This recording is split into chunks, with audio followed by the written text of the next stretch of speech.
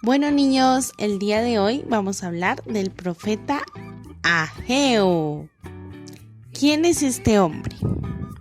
Bueno, el profeta Ageo es uno de los profetas menores. Es un hombre que Dios usó para hablar de su palabra. Se dice que empezó su ministerio tan solo cuando tenía 16 años, era súper pequeño. Su nombre significa fiesta y solemnidad. Bueno, la historia bíblica empieza cuando el pueblo de Israel, después de haber sido destruido por los babilonios, este pueblo quedó desolado, todo destruido, y el templo del Señor quedó también destruido, quedó hecho trizas. Resulta que el mensaje de Ageo llevaba unas acusaciones hacia el pueblo. Y vamos a ver por qué.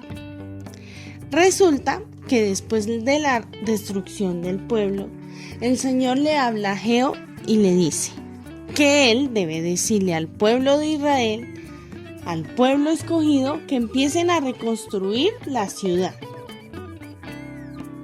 Y resulta que la ciudad estaba tan destruida que las casas estaban caídas, el templo también. Pero las personas decidieron hacer y reconstruir sus casas, ponerlas lujosas, ponerlas hermosas, pero el templo lo dejaron abandonado. Entonces Ageo los acusó y les dijo: ustedes están solamente reconstruyendo sus casas. ¿Y qué pasa con el templo? Es el templo de Dios y es una parte muy importante. Los habitantes del pueblo empezaron a reconstruir el templo. Pero a que no adivinan. Resulta que lo empezaron a reconstruir, pero lo hacían de mala manera. Construían el templo por hacerlo, porque Ageo les había dicho, pero no lo hacían porque el Señor se los había dicho, sino porque un hombre les había dicho que Dios había mandado a reconstruir el templo.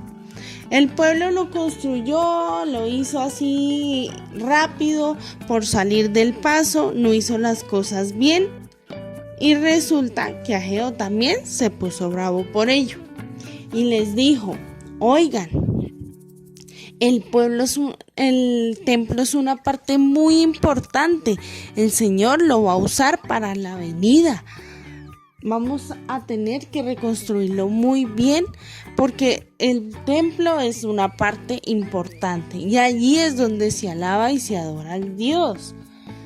Entonces el pueblo, que no era humilde y que hacía cosas malas, reconstruía el templo de mala manera.